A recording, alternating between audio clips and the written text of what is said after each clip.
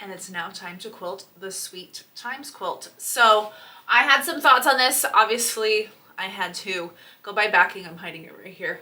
But with this print and this fabric, it luckily opened up to a couple more different color options. I tried finding the green.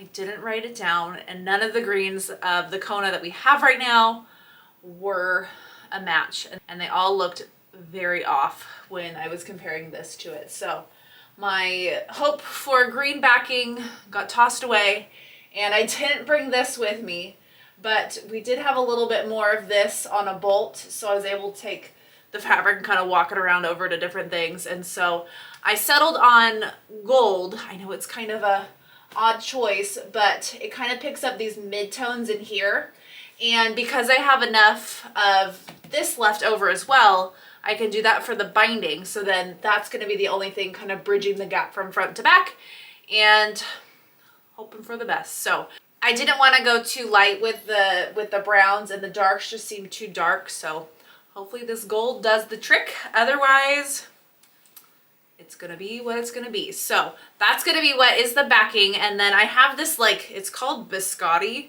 It's kind of it is this like lighter brown color and kind of has like a goldish tint to it. So I'm gonna quilt it with this, and because everything is so blocky and square, I think I'm gonna do, I have a pattern that is like palm fronds a little bit. I think that's just gonna be the design that I just feel like it's right. I don't wanna go too geometric with this.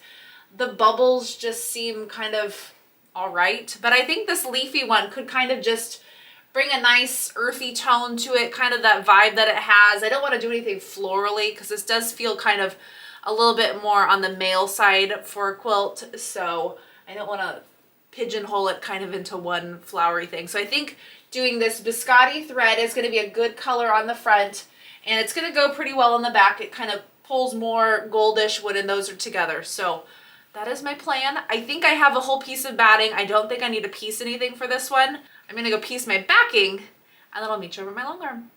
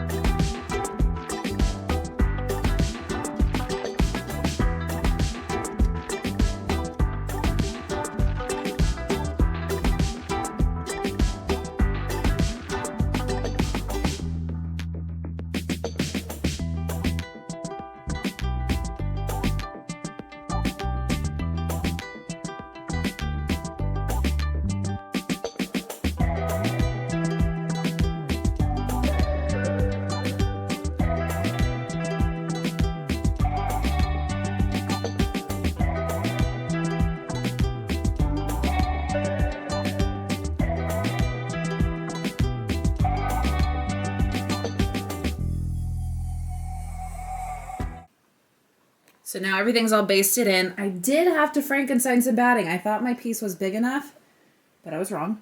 And so I've got 3 pieces that I had to chunk together. This top one is a little narrow, but they do get wider from there, so that'll be good. And I thought I was going to do some tropical leaves, but instead I found this onion skin one that I've had. I did it on my Bjorn Bear quilt years ago, and so I think it's going to be super fun. So I think it'll give it a little bit of movement, a little bit of texture, without being too in your face, and I think it'll still keep it nice and kind of calming. So I just got to change my thread to that biscotti thread, and then we're going to get going.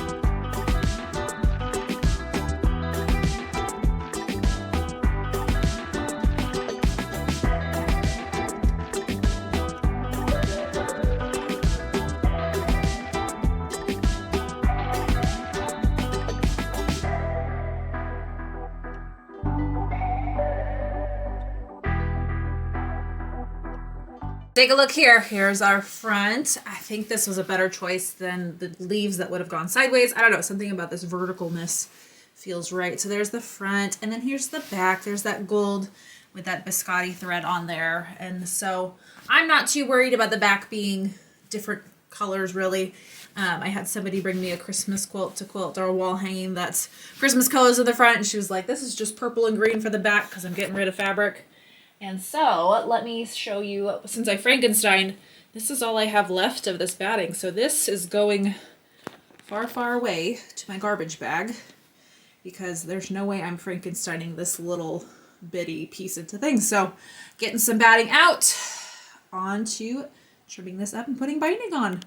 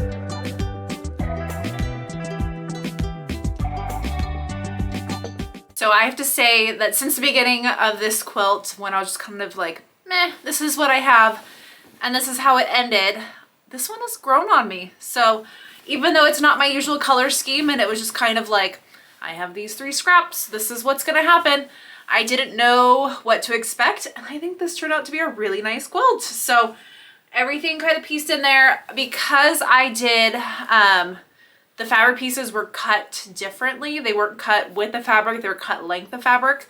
I think that kind of played into some of my blocks being a little lumpy and a little wonky, but those pretty much quilted out. There's only a couple spots down towards the bottom where it's a little bumpier, but once it's washed up and all crinkled, it'll be good to go. So as you saw, my batting was just a little bit left over, and so that scrap got to go to the scrap wasteland in the sky, and now we are done with the Sweet Times quilt.